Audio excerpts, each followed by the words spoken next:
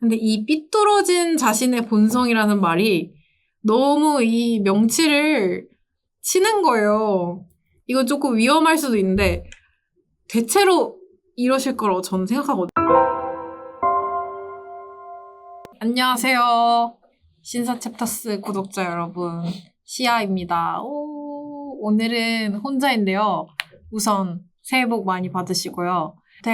이제 2명씩 같이 모임한 형식으로도 해봤는데 그렇게 되면 좀 더 대화를 위주로 하는 게 있어서 책을 좀 더 다루는 저만이 나오는 방식으로도 시도를 해보려고 이렇게 시작을 하고 있습니다. 저는 최근에 인기를 끌고 있는 코이케 류노스케의 초역 부처의 말이라는 책을 가져왔습니다. 이 책은 분류로 치면 종교에 속하는 책이고요. 최근에 럭키비키로 유명한 원영짱이 추천을 해서 베스트셀러에 올랐던 책으로 알고 계실 거라고 믿고 있습니다. 저는 평소에도 불교에 관심이 많아가지고 그냥 가볍게 읽기 좋은 굉장히 쉬운 언어로 얘기한 책이다라는 생각이 들어서 불교를 찍먹하고 불교라는 철학에 대해서 어떤 내용을 다루고 있는지 한번 읽어보고 싶다 한다면 읽어보시기를 추천하는 책입니다. 책 표지에 있는 거를 먼저 말씀을 드리고 싶은데 행복으로 가는 길은 없다. 행복이 곧 길이다. 이렇게 되어 있어요. 그러면서 쇼펜하우어는 제가 알기로는 불교에 굉장히 많은 인사이트, 즉 영감을 얻었던 것으로 알고 있는데 심취할 정도로 쇼펜하우어의 띠지에 있는 글귀를 읽어드릴게요. 나는 부처에게서 인생의 해답을 찾았다. 이렇게 얘기를 하고 있어요. 그래서 이 초역 부처의 말은 현대어로 재해석을 한 부처의 말을 담고 있는 책이다 생각하시면 됩니다. 이 책은 저는 밀리의 서재 그 전자책 발행일 기준으로 작년 6월 3일에 나온 책이고요. 저자인 코이케 류노스케를 말씀드리자면 코이케 류노스케는 워낙에도 이쪽에서 좀 유명한 저자예요. 좀 숨겨둔 맛집 같은 사람인데 아는 사람들은 다 아는 느낌? 이 책을 추천하는 분들을 말씀을 드리면 또 도움이 될 것 같아요. 인생을 잘 살고 있나? 혹은 인간관계는 어떻게 해야 되지? 아니면 더 잘 살았다라는 길을 걸어가려면 어떻게 해야 되지? 라는 고민이 요즘 드는 분들이라면 읽어볼 만한 책이라고 생각합니다. 대다수의 현대인들이 가질 만한 고민이라고 생각하거든요. 내가 잘 살고 있나? 혹은 내가 좀 더 좋은 사람이 되려면 아니면 잘 살았다라는 이후에 평가를 가지려면 어떻게 해야 될까? 그런 부분에 있어서 불교 내용을 돌아보면 좀 그쪽으로 나아갈 수 있는 생각이 많이 담겨 있어요. 쉽게 말하면 내로남불이라고 하는 남한테는 좀 엄격하고 나한테는 관대한 그런 모습을 스스로 발견하고 어떻게 내 자신을 좀 더 좋은 사람으로 바꿔야 될지의 시작점을 찾을 수 있거든요. 보통은 같은 행위여도 남한테는 왜 저러지? 이러고 나한테는 나는 그렇게 하고 있는지도 모르잖아요. 그래서 그런 면에서 도움이 많이 됩니다. 초역이라는 거를 먼저 말씀을 드려야겠어요. 초역은 저자의 서문에도 나와 있는데 일단 이 책은 부처의 여러 경전의 내용 중에서 특별히 마음에 드는 부분을 초역했다라고 나와 있어요. 그래서 초역이 뭐냐면 원문의 의미와 이도를 손상시키지 않는 내에서 직역 대신 더 효과적으로 이역하는 작업입니다. 그리스인 조르바도 그런 영역이 있는데 어떤 사람은 그리스인 조르바를 원어로 읽어야 된다라고 얘기를 해서 원어를 공부해서까지 원문을 읽는 사람이 있어요. 나는 정말 누구의 주관이 더 들어가지 않은 그 찐 내용을 보고 싶다라는 건데 그런 면에서 그 정반대에 있는 게 이 초역인 거죠. 편집자 혹은 이 책을 구성하신 분의 주관이 많이 들어간 그렇지만 뜻이 잘 전달될 수 있게 만졌다라고 느끼면 되는 거예요. 불교 경전에서는 제일 제가 읽으면서 반복되고 그랬던 게 뭐냐면 아난다요,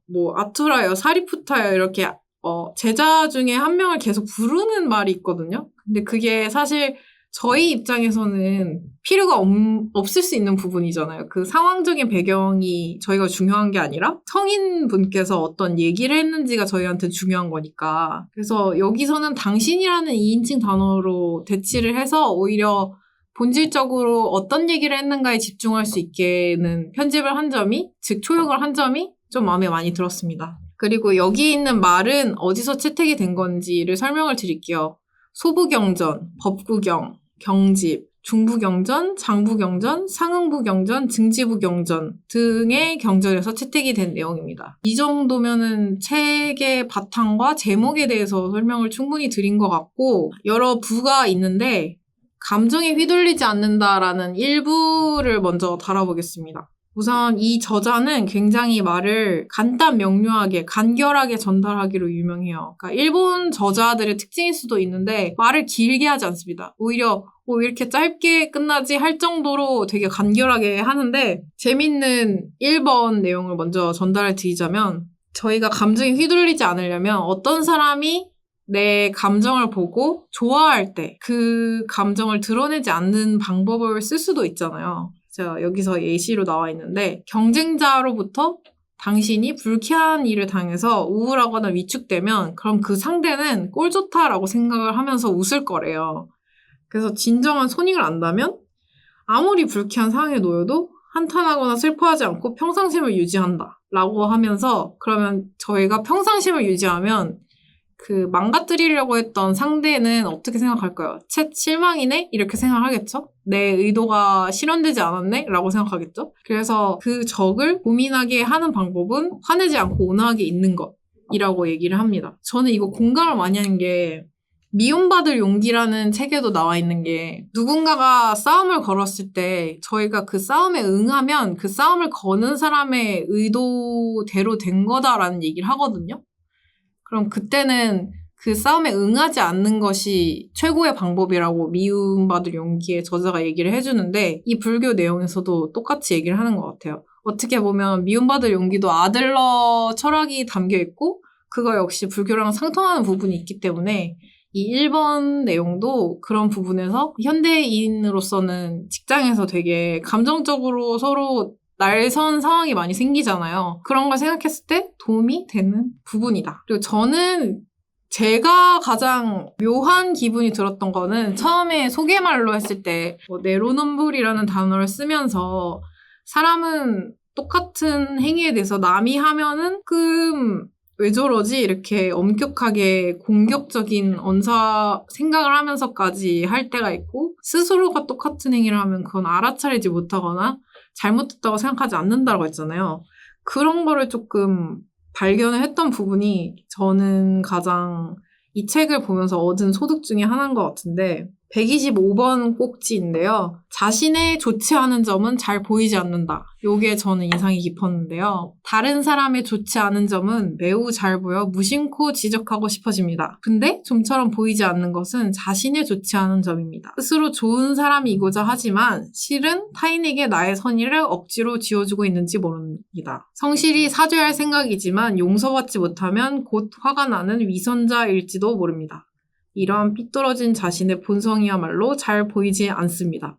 근데 이 삐뚤어진 자신의 본성이라는 말이 너무 이 명치를 치는 거예요.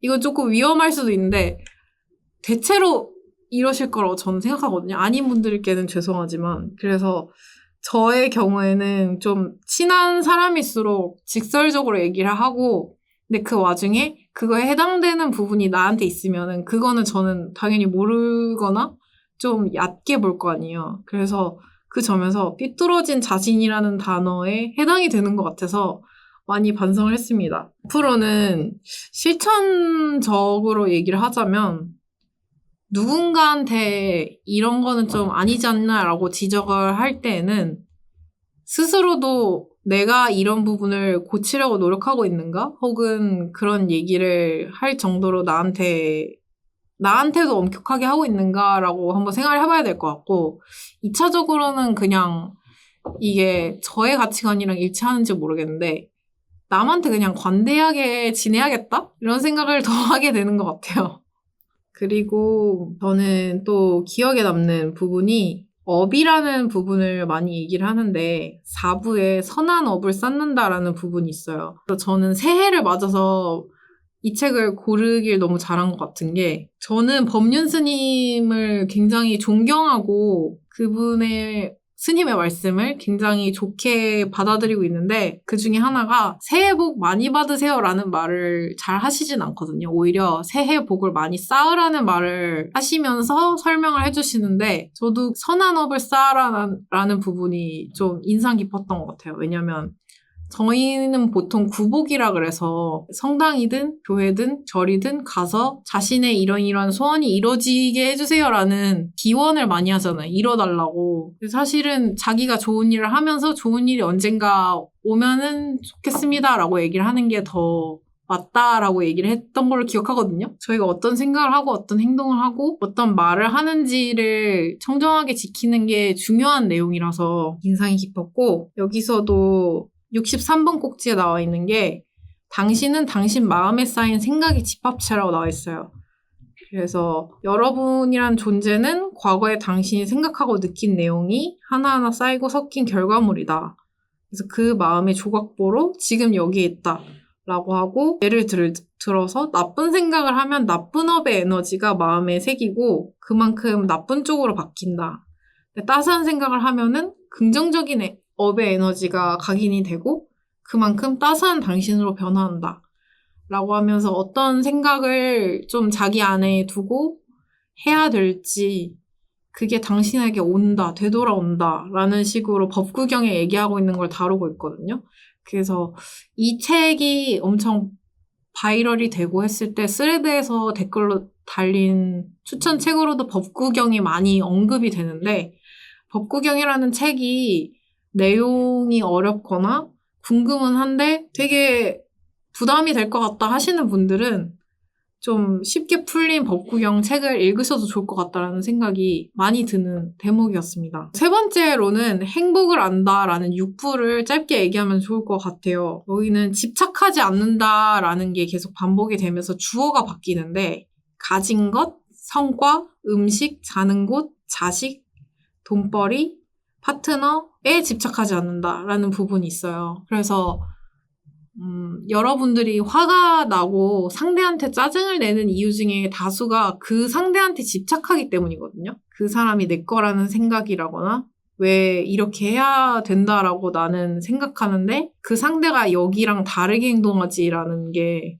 집착한 상태에서는 자기의 생각에 매몰되어 있다라는 걸 모르거든요. 근데 물론 저는 자식 파트에서는 제가 감히 말씀을 드릴 수 없는 게 저는 자식이 없고 또 스님의 증문즉서를 많이 보다 보면 자식을 낳고 키우면서는 특히 어머니들은 무의식적으로 자식이 나의 것이라고 생각을 하게 된다고 해요. 그래서 그거는 제가 쉽게 감히 말하면 좀 많이 오만할 수 있는 부분인 것 같고 나머지 뭐 음식이나 자는 곳 이런 거에 대해서는 한번 되게 생각해 볼 만한 거인 것 같아요. 음식은 저도 많이 좋아하기 때문에 집착하지 않는다라고 말하기는 어렵겠지만 자는 곳이나 이런 거에 있어서는 저는 개인적으로 그 정토회에서 진행하는 인도 성지순례를 다녀온 적이 있는데 가서 좀 한국에 대해서 되게 감사한 생각을 많이 했던 것 같아요. 그때 갔을 때는 더 어렸을 때였는데 저희는 보통 저희가 어느 가족에서 태어났는지 어느 국가에서 태어났는지에 대해서 감사한 마음을 잘 갖진 않잖아요. 오히려 저희가 못 가진 거를 보면서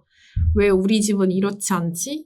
뭐 우리나라는 이게 부족하지라고 생각을 하기가 쉬운데 저도 그랬는데 인도에 가보니까 물이랑 전기가 너무 귀하고요. 그래서 찬물로 샤워하거나 따뜻한 물을 받아와서 아껴서 써야 되는 경우가 있었고 그리고 공기가 너무 안 좋거든요. 물론 인도라는 국가에 대한 선호도랑은 별개입니다.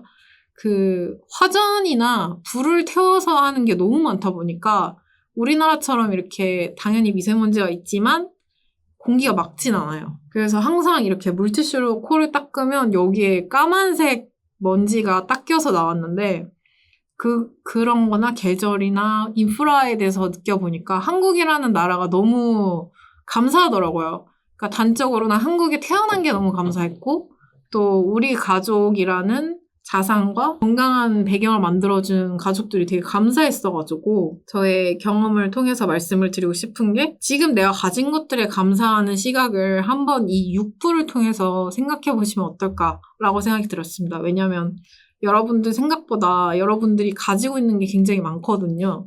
그래서 내가 지금 갖지 못한 거에 집착하고 있지 않은지 한번 돌아보시면 좋을 것 같다라는 생각을 했습니다.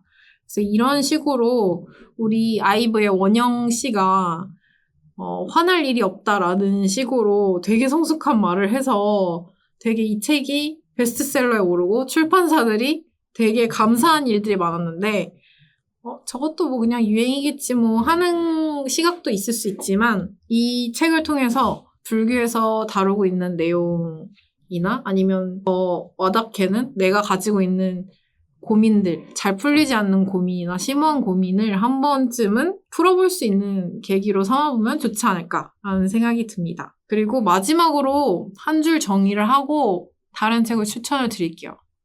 이 책은 잘 풀리지 않는 인생의 고민에 대해서 실마리를 던져주는 책이다라고 말씀을 드리고 싶고 또 추천드리고 싶은 책은 이 책은 초역이다 보니까 많은 해석이 들어가 있어서 쉽긴 하지만 내용이 많지는 않아요. 그래서 저는 법륜 스님의 반야심경 강의를 추천드리고 싶습니다. 초록색, 연두색 커버를 가지고 있는 책이고 법륜 스님이 증문즉설로만 많이 알려졌지만 그분의 내공을 알 수 있는 굉장히 잘 이해되도록 쓰인 책입니다. 그래서 그 책을 한번 읽어보시기를 강추드리고 초역부처의 말은 제가 개인적으로 좋아하는 종교를 다루고 있기 때문에 더 길게 얘기하고 싶지만 오늘 실험적인 콘텐츠를 하고 있기 때문에 다음 시간에 또 제가 추천드린 책을 들고 가지고 오면은 더 재밌지 않을까 싶습니다. 그러면 새해 복 많이 받으시고 많이 쌓으시고요. 다음에 또 패널 혹은 저랑 만나는 시간 기다려주시면 감사하겠습니다. 그러면 좋아요, 구독 부탁드리고 다음 시간에 만나요. 안녕.